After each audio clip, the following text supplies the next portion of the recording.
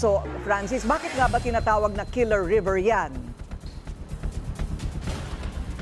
Alam mo, Corina, kwento sa atin ng ilang residenteng taga rito, sa sobrang lakas ng current nitong ilog, minsan na nitong napataob ang isang payloader truck at kumitil sa buhay ng 3 tao, kabilang dyan ang isang buntis. Kahit bahagyan ng gumanda ang panahon, mataas pa rin ang tubig at malakas ang current sa Ditubo River. Tubig mula sa Sierra Madre Mountain ang bumababa dito. Ang ilog na nagkokonekta mula sa bayan ng Dilasag sa Aurora patungo sa Dinapigue na bahagi na ng lalawigan ng Isabela. May biyahe ang payloader truck na sakay ay tanging mga tao na may importanteng inasikaso sa lugar. Sa isa pang biyahe, mga rider at motorsiklo naman ang sakay nito.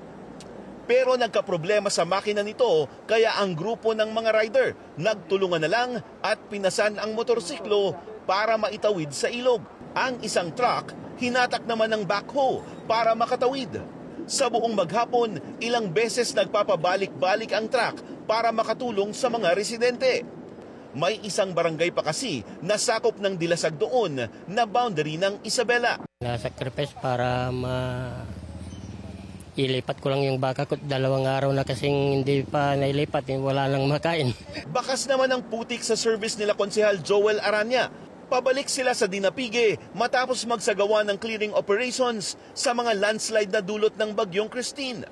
Kwento niya, may mga lugar pa rin na baha pa sa kanila dahil sa dami ng ulan, pero nagsisimula na rin silang bumangon. Sa amin sa Dinapigue, baha din Bumaha sa mga ilog, so ang dami namatay ng mga alagang hayop, mga baka, kalabaw. Dagdag pa niya, tulad ng iba ay susuungin din niya ang ilog para makauwi sa pamilya.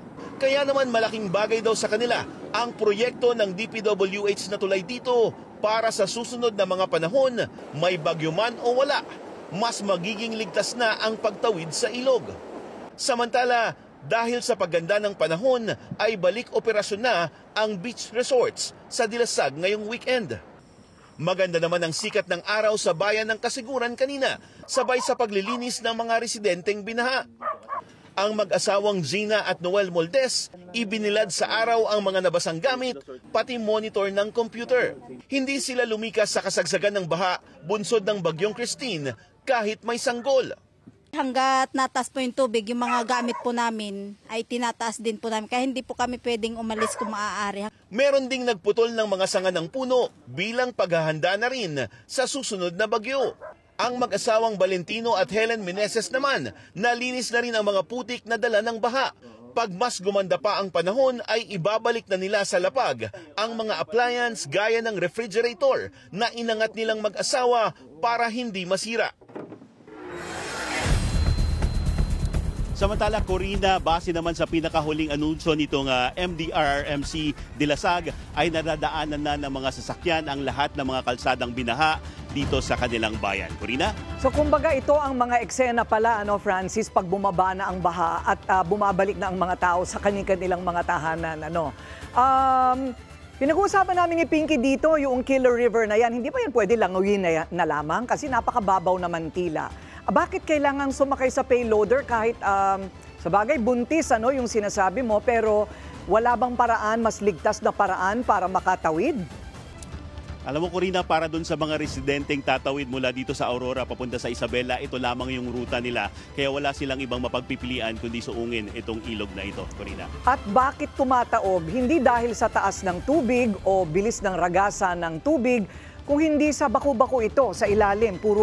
I think puro mga bato-bato yan. Kaya ba pakaliwa ka na ng gewang ng mga sasakyan?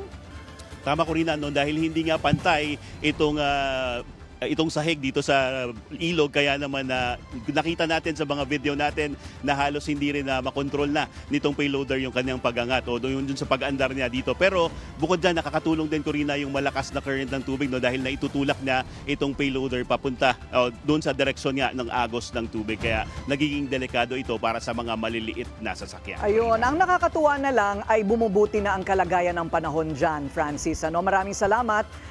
Francis Polve, nag-uulat ang live mula sa Dilasag, Aurora.